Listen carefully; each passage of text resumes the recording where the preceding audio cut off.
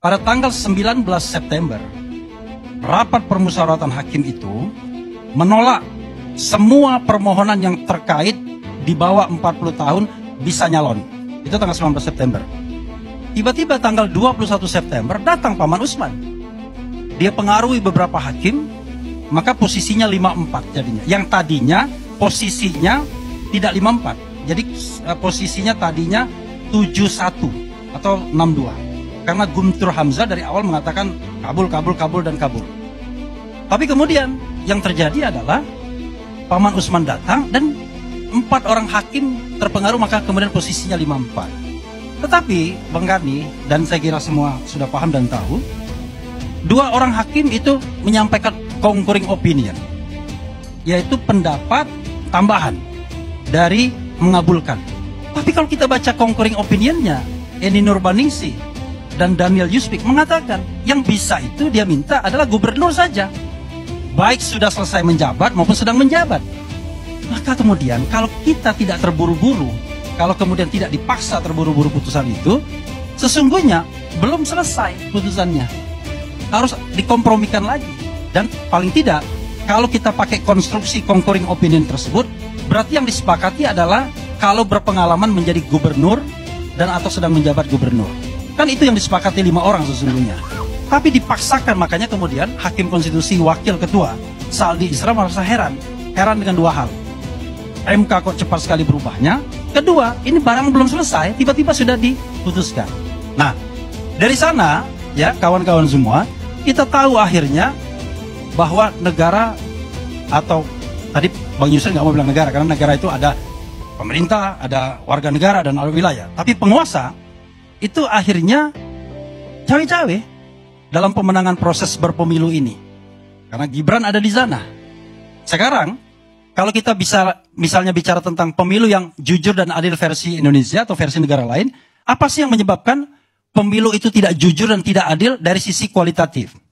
Kalau kuantitatif kan kita cuma bisa bicara soal salah hitung.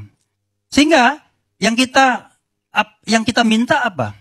Keyakinan dari Hakim Konstitusi, sebagaimana pernah dikatakan oleh Profesor Yusril Iza Mahendra, Bang Yusril, tahun 2014, ketika menjadi ahli buat Prabowo mengatakan, kalau ditemukan pelanggaran konstitusi, tidak tertutup kemungkinan hakim-hakim MK untuk membatalkan pemilu sebagaimana yang terjadi di Thailand. Saya ingat betul itu Bang Yusril.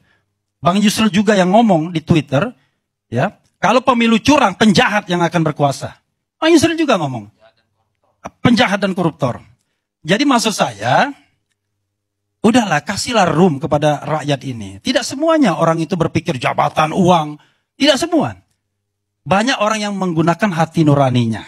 Oke lah, kalau Anda terkait dengan paslon 01 dan 03, Anda mungkin bicara kepentingan. Paslon 01 berharap 2 putaran, 03 sama 2 putaran juga. Tapi kalau kita kembalikan kepada mereka-mereka, misalnya guru besar, orang seperti Kang EF dan lain sebagainya, banyak kok yang bicara tentang hati nurani.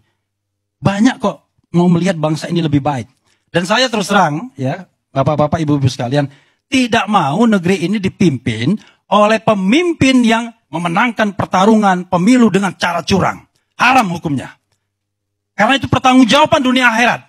Saya kira Bang Yusril juga ke sana juga sebagai partai kanan luar, partai bulan bintang. Jadi haram hukumnya kita dipimpin oleh orang yang mendapatkan kekuasaan dengan cara curang, dengan cara membayar, dengan cara mengakali sirekap, dengan cara mengakali manual dan lain sebagainya. Karena itu, kalau kita melawan hari ini adalah perlawanan konstitusional, bukan perlawanan inkonstitusional. Dan mudah-mudahan forum ILC ini menjadi satu forum untuk mengabarkan bahwa kita masih bisa bersuara dan terus melawan kecurangan. Dan kita tidak melawan orang, kita melawan sebuah fenomena, kecurangan, ketidakadilan, ketidakbenaran, dan hal-hal yang merusak demokrasi kita. Karena kita tidak ingin negara ini menjadi negara otoriter kembali.